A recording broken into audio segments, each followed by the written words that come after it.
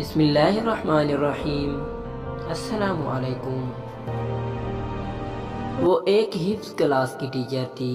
کبھی کوئی بچہ سبق یاد کر کے نہ آتا تو ہرگز یہ نہیں کہا کرتی تھی کہ آپ نالائق بچے ہیں، سبق نہیں یاد کر کے آتے، بلکہ نرمی اور پیار سے یہ پوچھا کرتی تھی کہ بیٹا آپ کے گھر میں سب خیریت تو ہے؟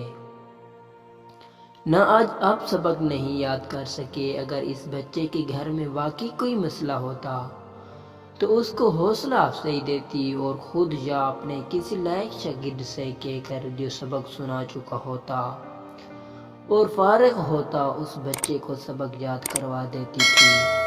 اور اگر کسی کو سبق یاد کرنا مشکل لگ رہا ہوتا اور اس نے سبق اس لیے نہ یاد کیا ہوتا تو سبق یاد کرنے کا طریقہ سمجھا دیتی تھی، اور اگر وقت ہوتا تو اسے اپنے پاس بٹھا کر باقی بچوں کو پڑھانے کے ساتھ ساتھ اس بچے کو بھی سبق یاد کروا دیتی تھی۔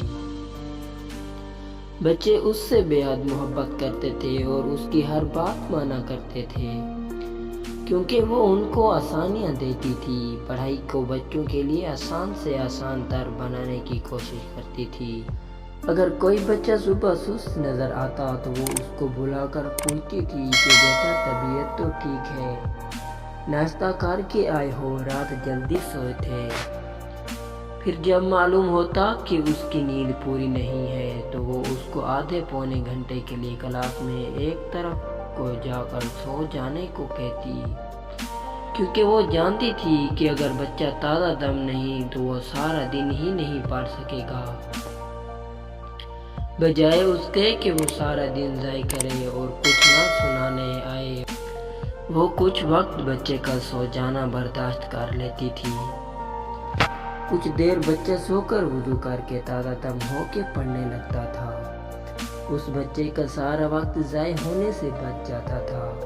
اگر کوئی بچہ ناشتہ نہ کر کے آیا ہوتا تو وہ 10 منٹ کا وقفہ دے کر اس کو کلاس کے ایک کونے میں گھر سے لائے ہوئے ناشتے کو کھانے کو کہتی، یا گھر بچہ گھر سے کچھ نہ لایا ہوتا تو اپنی کلاس کی الماری میں اس نے کچھ کھانے کی چیزیں رکھی ہوتی تھی، وہاں سے لے کر اس بچے کو کھانے کو دیتی تھی، کیونکہ وہ جانتی تھی کہ خالی پیٹ بچہ کبھی توجہ سے نہیں پڑھ سکتا، نہ ہی اس کو یاد ہوگا، اور یہ اس بچے پہ ظلم ہوگا۔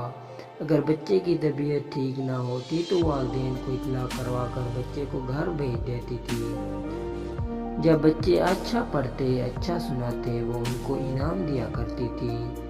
جو بچہ پورا ہفتہ ہی اچھا پڑھتا اس کا نام بلیک بورڈ پہ نمایاں کر کے لکھتی تھی، جس سے اس بچے کی حوصلہ افزائی ہوتی۔ پلیز آپ بھی چھوٹے بچوں کے ساتھ ایسے ہی حوصلہ افزائی کیا کریں اور انشاءاللہ بچے پڑھنا شروع کریں گے۔ اگر بچے کو مار پیٹ ہوگی تو پھر بچہ سکول نہیں آئے گا، مسجد نہیں آئے گا۔ پیار سے کام لینا بہت ہی اچھی بات ہے۔ اگر آپ کو میری کہانی اچھی لگی ہے تو پلیز میرے چینل کو ضرور سبسکرائب کریں۔